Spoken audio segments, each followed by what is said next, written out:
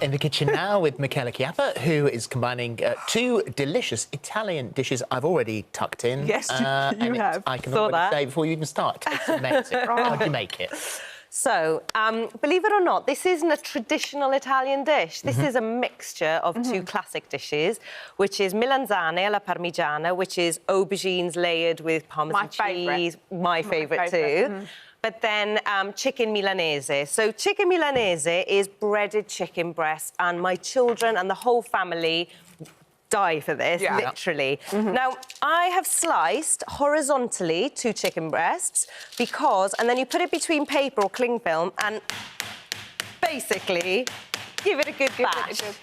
Give it a really good bash because you want the chicken to be nice and thin, because the problem people have with this dish is if it's too thick, you burn the breadcrumbs and then the chicken's not cooked. Yeah. Right. So give it a really good bash, take it outside, get your kids to give it a go. And there you've got lovely thin chicken breast. And what we're going to do with that now is beaten up egg yolk. So it's going to be dipped in there. OK. In here, I've got some dried breadcrumbs. Toast them if you've got fresh bread, because this will help make them go nice and crunchy, which is what we all want. And I've got some lovely mixed herbs here, oregano, rosemary. Mix that in. I've also seasoned it with a bit of salt and pepper. There we go. And they're dry herbs or fresh? They're dried, yeah. They are. But you could use fresh if you wanted. And then that gets dipped in here and coated. And you know what? This, in itself, I freeze these in layers like this, and because they're so thin, you can cook them from frozen. And then if you don't want to do any of the other dish, you've got a lovely, fresh, breaded chicken. This is called cotolette milanese or chicken Milanese, which is a very, very traditional Italian classic. So if you were to wrap those in bit of cling paper film or something like that, and stack them on top of each other. And because of the bashing process, that's a bit laborious. Yeah. Just do that in a huge, bulk in a lot. batch. And then you just pull them out when you're ready to eat. Well, that's a very good idea. So that's one recipe. Yeah. Then, in here, now what's important, I've got olive oil, but I'm also going to put in... I'm just going to... Actually, let me wash my hands first, because that would help. In there, I've not just got olive oil, butter.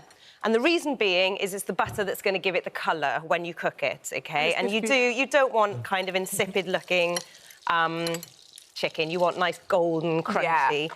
So here we go. In they go. Like that. And a few minutes on each side. Get them to be nice and golden. And look, in here... So how hot is your fat, then? Because if you go too hot, you are going to... You don't want to go too hot because you don't want to burn them, but you do want the nice sizzle. So a nice medium heat. And like I said, if you bash them nice and thin, you can put them directly from frozen, but obviously just make sure they're cooked through. Yeah. And look, lovely and golden. Oh, look at that. So serve it with rice, a squeeze of lemon juice over the top. My kids would be very happy with that. But your chicken parmigiana is this cross of the melanzane parmigiana, which is those layers of aubergines with parmigiano. And so what I think the Western world has done is they've combined this dish. And what we're going to do... Very good combination, isn't it? It's great. And what I love about this is it's a one-pot meal, which for any busy parent, you don't want loads of washing up at the end of it. And if you can prep it like that... Exactly. That's a winner. Exactly. So in here, I got my lovely golden chicken.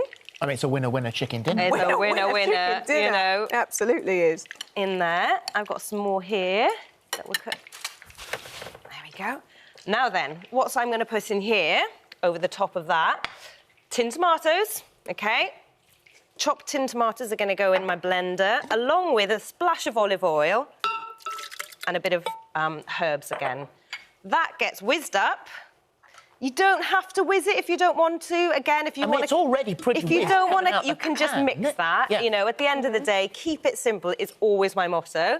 Because I'm just thinking, do you know what? Would I do that? Because I'd have to... No, you don't need to. Yeah. And then scrunch over that. Look at this. Fresh mozzarella.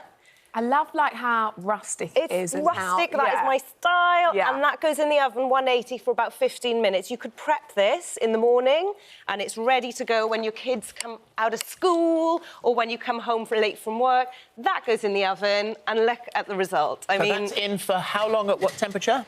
Probably, because it's all cooked, you just really want the cheese to melt. 15, 20 minutes. Nice 180, and look, serve it with a lovely salad, serve it with, you know, really what you want, mashed potato if you wanted. Oh, mashed would be good. Pasta if you do, but I think what's the joy of these types of recipes is, you know, I've seen people put layers of ham between the chicken. Oh, nice. You could change the cheese, you could use cheddar. I always keep a bag of grated mozzarella in my freezer, because then, you know, something like this, a tin of tomatoes, store cupboard, grated mozzarella in the freezer, and then if you prepared your chicken in the freezer, you've got to make your life simple as a busy parent, or anyone really these days. But also you want your children to eat well, and you want your children to eat good. But also, if people came round, you know, just to pop round on the spur of the moment, you've got everything. You've got the chicken's already in the freezer. Yeah.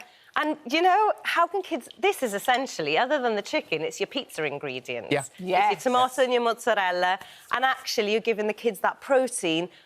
Find me a child that won't like that. I mean, come on, put the challenge out. In fact, I've eaten most of it, so there we go. Yeah. Thank you very much. You're welcome. Right, Enjoy. for all the details of today's recipe and more, have a look at our This Morning app.